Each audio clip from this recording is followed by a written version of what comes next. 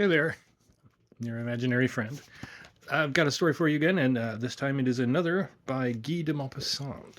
Now, as always, bear in mind that sometimes an author will have included something in their work that at the time of writing seemed fine to them, and it's not always fine. This is called Who Knows? My God, my God. So, at last, I'm going to put down in writing all that has happened to me. But how can I do it? How dare I do it? It's all so bizarre, so incomprehensible, so crazy. If I were not certain about what I've seen, certain that there has been no weak link in my logic, no error in my investigations, no lapse in the relentless progression of my observations, I would consider myself simply the victim of some hallucination, deceived by some strange fantasy. After all, who knows? I am writing this in a private mental hospital, but I've come in here of my own free will, as a precaution, and because I'm afraid. Only one living soul knows my story, the doctor in charge here, and now I'm going to write it down. I don't really know why. Perhaps it is so I can get it out of my system, for I can feel it constantly rising within me like an unbearable nightmare. Well, here it is. I have always had a solitary disposition, always been a dreamer, a sort of lone philosopher, kind to others, content with little, bearing neither bitterness towards men nor resentment towards heaven. I've always lived alone, as a result of a kind of uneasiness which comes over me when I'm with other people. How can I explain this? I don't suppose I can explain it. It's not that I refuse to see people, or to chat with them, or to have dinner with friends, but when I've been with them for some time, even with the people I know best, I find that they weary me, tire me out, get on my nerves, and with a growing feeling of exasperation, I long to see them go, or go away myself, so that I can be alone. This feeling I have is more than a desire, it is a compelling necessity. And if I had to endure the continued presence of other people, if I had to go on listening to their conversation for any length of time, something would certainly happen to me. What exactly would it be? Who knows? Perhaps I should faint, something like that. I'm so passionately fond of solitude that I can't even tolerate other people sleeping under the same roof. I can't bear to live in Paris because for me it seems like a lingering death.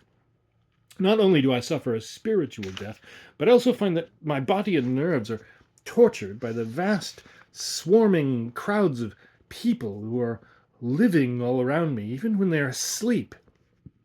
Oh, yes, I find the sleep of other human beings even harder to bear than their endless talking. And I can never get any rest myself when I know, or when I suspect, that on the other side of a wall there are lives being interrupted by those regular eclipses of consciousness, which we call sleep. Why do I feel like this? Who knows? Perhaps there is a very simple explanation. Perhaps it's because I tire very quickly of anything which takes place outside of me, as it were. There are a lot of people in my situation. One of the results of all this is that I become deeply attached to inanimate objects, which seem to me to take on the importance of living creatures. My house has become, or rather had become, a whole world in which I lived a solitary yet active life, surrounded by physical things, familiar items of furniture and other odds and ends, which seemed to me to be as warm and friendly as human faces.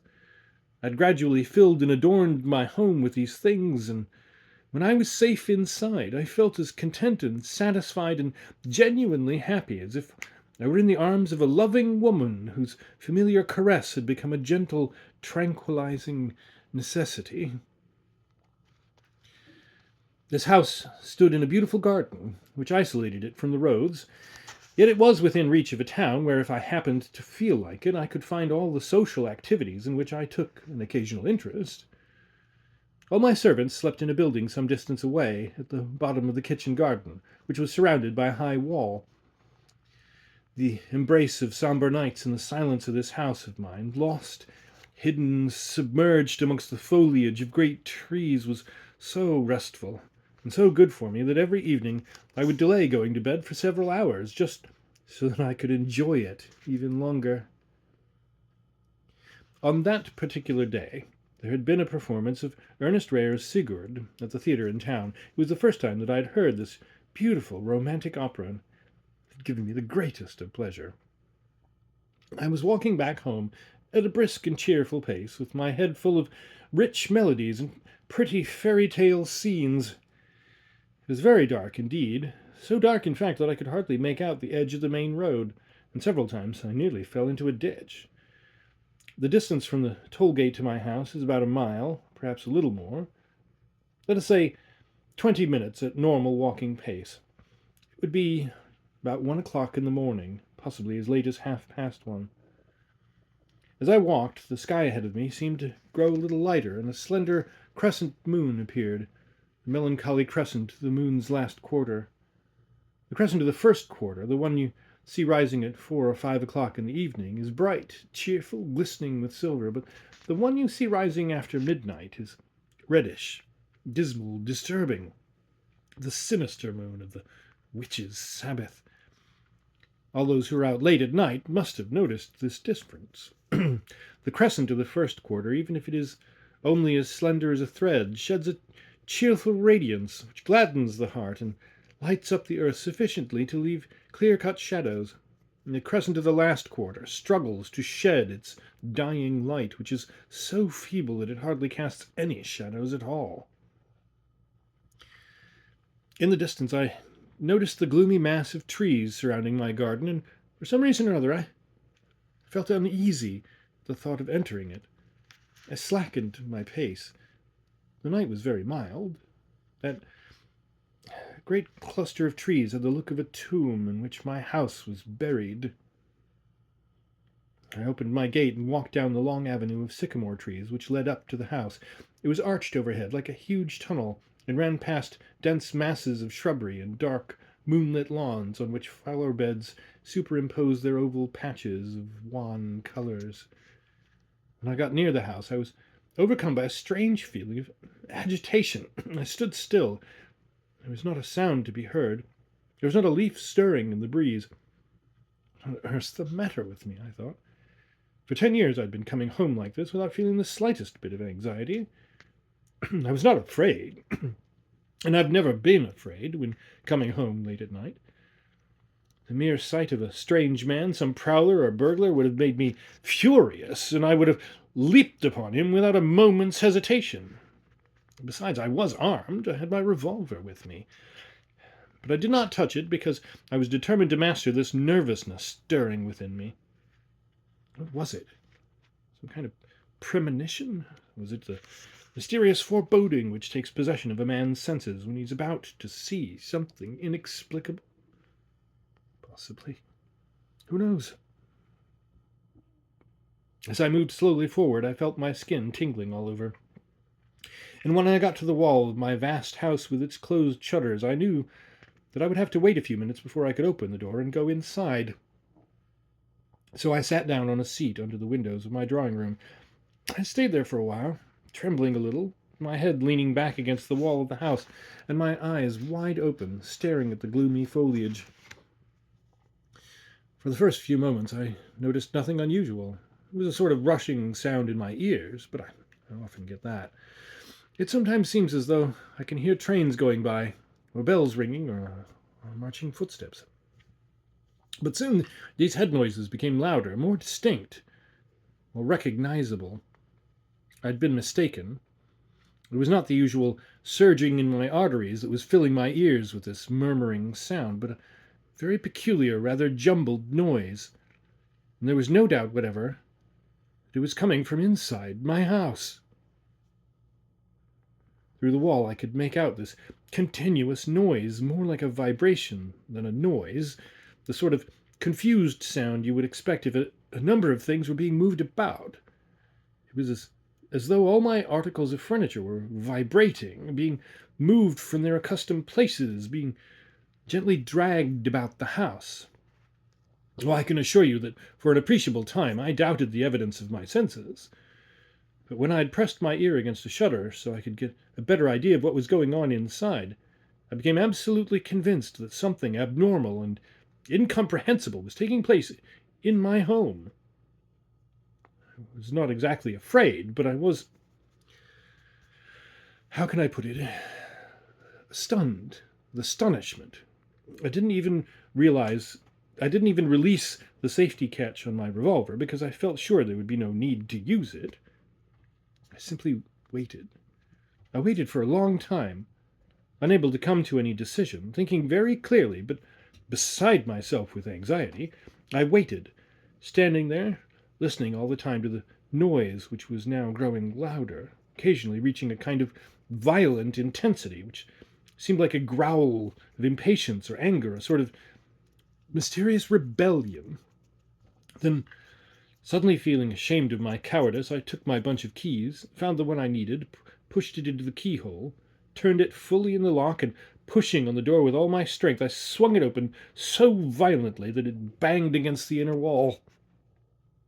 The noise it made rang out like a gunshot, and instantly, as if in reply to this loud bang from the whole of my house, from top to bottom, there came the most tremendous uproar. It was so unexpected, so horrible, so deafening, that I recoiled a few steps, and though I still knew it was useless, I drew my revolver from its holster. I waited, but not for long. Now I could hear an extraordinary stamping noise on the stairs, on the floors, on the carpets, not the stamping of shoes worn by human beings, but the stamping of crutches, wooden crutches and iron crutches, which made a noise like the crashing of cymbals. And then it was that I suddenly noticed an armchair on the threshold of my front door, the big armchair that I always used when reading. It was actually going out of the house, swaying and waddling as it went. There it was, going off into the garden. Other chairs followed it, the ones out of my drawing room. Then came the low couches, dragging themselves along like crocodiles on their short legs. Then out came all the rest of my chairs, leaping about like goats, and the little stools bounding along like rabbits. What a state I was in! I ran out and hid in the shrubbery, crouching down, unable to take my eyes off this march past of my furniture. For every stick of it was going, one item after the other, some quickly, some slowly, depending on the size and weight. My piano, my huge grand piano, galloped past like a runaway horse, rattling and tinkling with music. The tiniest little objects were running over the gravel, the glasses, the goblets in which the moonlight gleamed with phosphorescence of glowworms. The curtains and carpets were writhing and slithering along like octopuses. Then I saw my writing desk appear. It was a valuable antique from the 18th century, and it contained all the letters I've ever received, the entire story of my personal life, a long story which has brought me much suffering. And there were photographs in there, too. Suddenly I was afraid no longer. I rushed forward and flung myself on this desk, grabbing hold of it as if I were tackling a burglar. But it continued irresistibly on its way, and in spite of all my struggles, in spite of all my anger, I couldn't even manage to slow it down. Struggling like a desperate man against this terrifying strength, I was flung to the ground, still wrestling to hold it back. Then it sent me rolling over, dragged me along the gravel, and the furniture that had been coming along behind it started to walk over me, trampling on my legs, bruising them badly. And then as soon as I had let go of the desk, the rest of the furniture passed over my body, just like cavalry charging over a dismounted soldier. By this time I was beside myself with terror, but I managed to drag myself out of the drive and hide once again amongst the trees, from where I watched all my possessions disappearing into the night. Every single one of them, the lowliest, the smallest, the most ordinary, even the ones I'd never paid much attention to, but all of them belonging to me. And then I heard some distance away the tremendous clatter of doors being shut. It came from my own house, which was now filled with the sonorous echoes of an empty house. The doors of the building slammed shut from top to bottom until finally the front door, which in my folly I had opened to permit this mass escape, slammed shut last of all. I took flight myself, running all the way to the town, and I only recovered my self-control when I got into the streets where there were a few people about, coming home late. I went and rang at the door of a hotel where I was well known. With my hands I had dashed the dirt off my clothes, and at the hotel I told the story that I'd lost my bunch of keys, which also included the key to the kitchen garden. I told them that this was where my servants were asleep in a detached building surrounded by the high wall which protected my fruit and vegetables from prowlers. They gave me a bed, and though I buried myself under the sheets, I couldn't sleep, but lay there waiting for daybreak, listening to the pounding of my heart. I had told somebody in the hotel to inform my servants of my whereabouts as soon as it was light, and at 7 o'clock in the morning my valet banged on my door. From his face I could see that he was terribly upset. "Something dreadful has happened in the night, monsieur," he said. "All your furniture has been stolen, monsieur. Everything, absolutely everything, even down to the smallest articles." I felt pleased when I heard him say this. Why? Who knows? I was completely in control of myself, certain that I would be able to conceal my feelings and not tell anybody about what I had seen, certain that I could hide this thing, bury it deep in my mind like some frightful secret. I answered him by saying, "It must be the same people as the ones who stole my keys. We must inform the police immediately.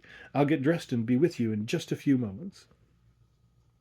The investigations went on for 5 months. The police discovered nothing whatever.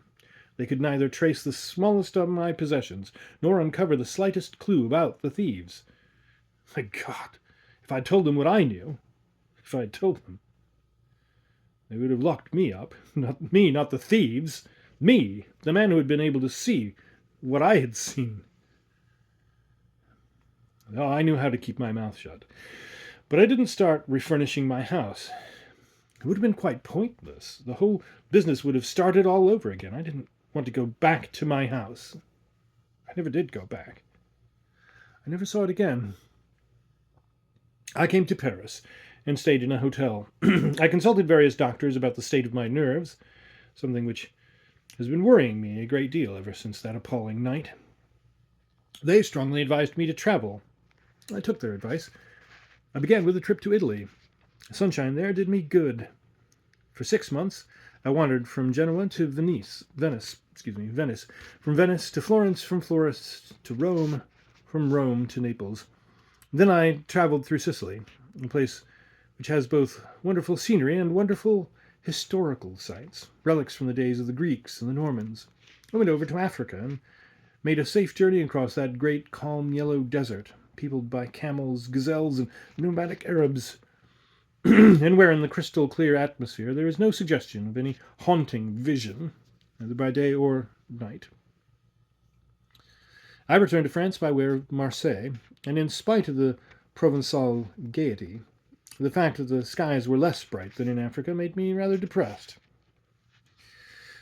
On returning to Europe, I felt as a sick man must feel when he believes himself to be cured, and then a dull pain reminds him that the focus of infection has not been eliminated. I came back to Paris, and after a month here, I became bored. By now it was autumn, and before winter set in, I wanted to take a trip through Normandy, where I had never been before.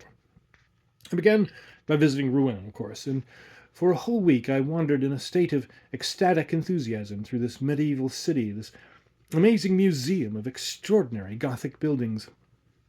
Now, one afternoon, about 4 o'clock, I turned down a most peculiar street, along which flowed an inky black stream called the Eau de Robec. I was gazing up at the queer ancient facades of the houses when my attention was suddenly caught by the sight of a whole row of shops dealing in second-hand furniture. How well they had chosen their site, these sordid dealers in old junk. They were in this weird alley, perched above this sinister-looking stream, and above them were the angular roofs of tiles and slates on which there still creaked the weathercocks of a bygone age. In the depths of these gloomy shops, you could see a higgledy-piggledy assortment of carved chests, pottery from Rouen, Nevers, and Moustier, statues of various kinds, some painted, some in oaks, images of saints, church ornaments, garments worn by priests. There were even holy chalices and an old wooden tabernacle painted gold in which God no longer resided. Oh, what strange, mysterious grottos there were in these tall houses, crammed from cellar to attic with objects of every conceivable kind, objects whose life seemed to be over, and yet which had outlived their mortal owners, even outlived their century, their period, and their fashion, so they could be bought as curios by a new generation. My passion for antiques was being aroused again in this stronghold of antique dealers. I went from shop to shop, taking quick, light steps across the little bridges made from 3 or 4 rotten planks which lay across the evil-smelling water of the Eau de Rovec. Gracious God, what a shock! I found myself looking at one of my own wardrobes, one of the finest I had. I was standing at the side of a vaulted gallery which was cluttered up with antiques, a place which looked like the entrance to the catacombs of a cemetery for old furniture. I went up to the wardrobe, trembling all over, trembling so much that I hardly dared touch it. Hesitantly, I reached out my hand, and yet it really was mine, a unique Louis XIII wardrobe, which would have been recognized straightway by anyone who had seen it even once. Suddenly looking a little further into the gloomy depths of this gallery, I noticed 3 of my armchairs, the ones upholstered in petit point tapestry. Then, still deeper in the gallery, my 2 Henry II tables, so rare that people used to come all the way from Paris to see them. Just imagine how I felt. Just think of my state of mind. I moved further into the gallery. I was almost petrified with fear. But I'm not a coward, and in spite of my agony of mind, I moved forward like a knight from the Dark Ages, thrusting his way into a place that is haunted and bewitched. I went on, and at each step I took, I found something that had belonged to me. My chandeliers, my books, my pictures, my curtains, my antique weapons. Everything was there, except the writing desk containing my letters, and this was nowhere to be seen. I went on, going down steps leading to lower floors, and climbing to ones higher up. I was all alone. I called out, but nobody answered. I was all alone. There was not another soul in this vast labyrinth of a building. Night fell, and I had to sit there in the darkness, on one of my own chairs, for I was determined not to leave the place. Every now and then I shouted out, "Hello! Hello! Is anybody there?"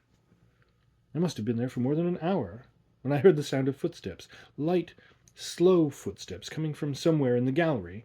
I nearly jumped up and ran out into the street, but bracing myself, I called out once again, and I saw a light appear in an adjoining room.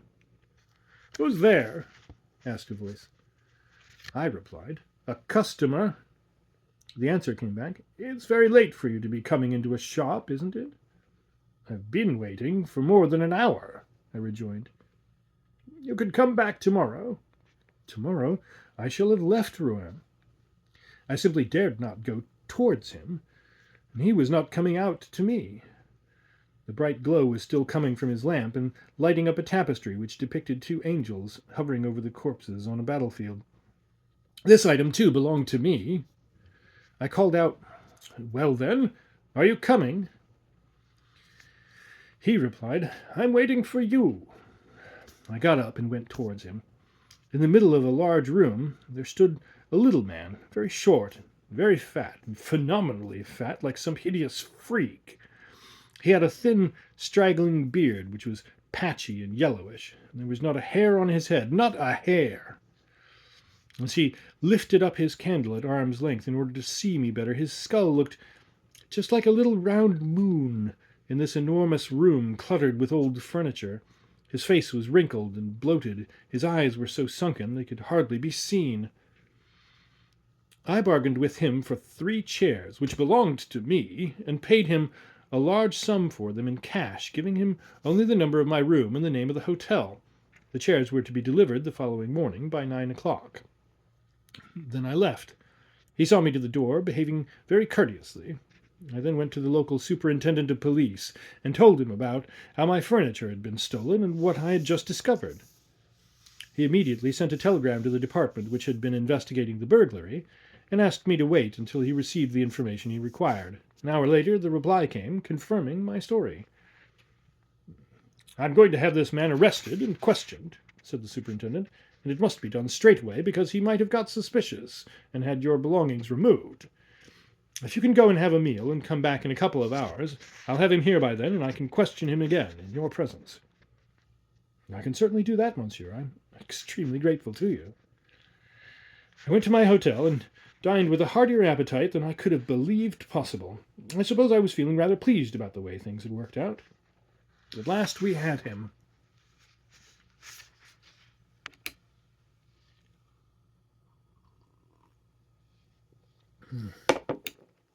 Two hours later, I went back to the police officer who was waiting for me. "Well now, monsieur," he said as soon as he saw me, "we've not found this thief of yours. My men haven't been able to get their hands on him at all." "Ah!" I gasped, and suddenly felt as though I was going to faint.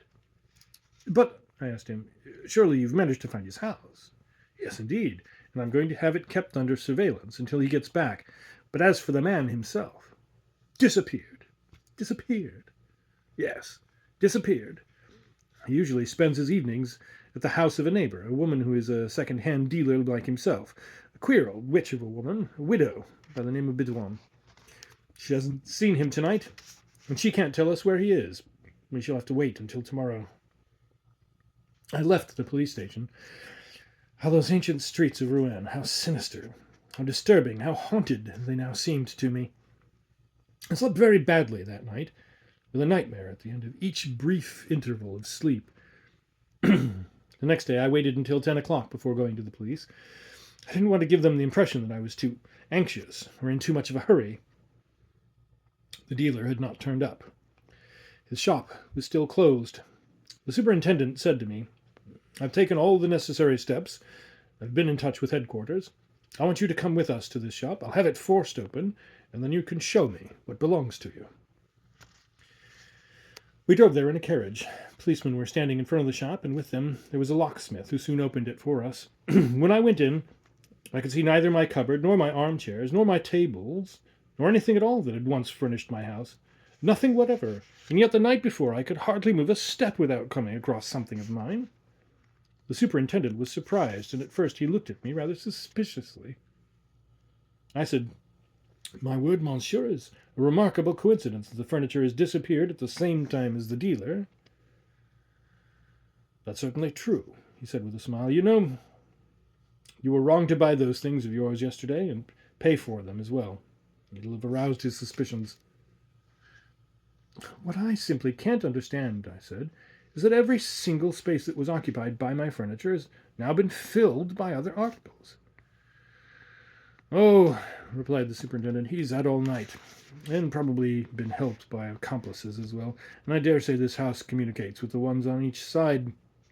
Don't worry, monsieur, I'm going to give this case my personal attention. Now we know his hideout, it won't be long before we get our hands on this villain." Oh, my heart, my poor heart, how madly it was beating. I stayed in Rouen for a fortnight. The man never came back.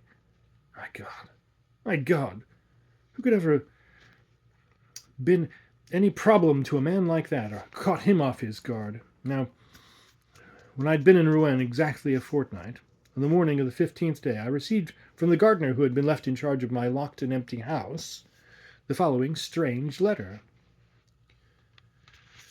"Dear Sir, I beg to inform you that last night something happened which none of us can understand, not even the police. All the furniture has come back, all of it, with not a single thing missing. It's all here, down to the tiniest little things. The house is now exactly the same as it was on the night of the burglary. It's enough to drive you out of your mind. It happened in the middle of the night, between Friday and Saturday. The The whole drive has got deep ruts in it, and it looks as though they dragged everything from the gate right up to the front door. It was just like that the day everything disappeared. We're waiting for you to come back, monsieur, and I remain your obedient servant, Rodin, Philip. Oh, no. No, no. I shall never go back. I took this letter to the Rouen superintendent. It's a very clever piece of restitution, he said. We'd better lie low for the time being. Don't worry, we'll nab this fellow one of these days. But they haven't nabbed him. Oh, no, they haven't nabbed him.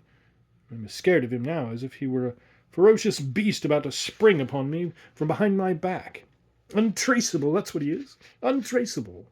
Nobody can possibly find him, this monster with a moon-like skull. I'll never catch him. He'll never go back to his shop. What does he care? I'm the only person who could possibly confront him. And I don't want to. No, I don't want to. I don't want to. I don't want to.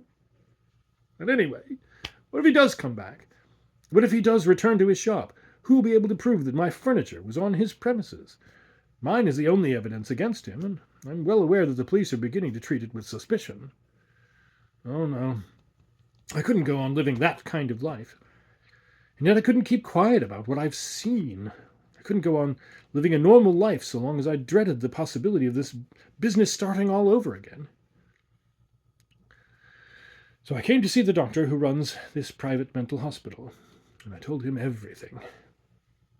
After he had spent a long time asking me questions, he said, Monsieur, would you be willing to stay here for a while? Yes, monsieur. Would you like a private suite of rooms? Yes, monsieur. Would you like any of your friends to come and visit you? No, monsieur. No, I don't want anybody. A man from Rouen might try to get at me out of revenge. And I've been alone, all alone, for 3 months. My nerves are more or less calm now. I've only one fear. Suppose the antique dealer went mad. And suppose they brought him into this place. Even prisons are not safe.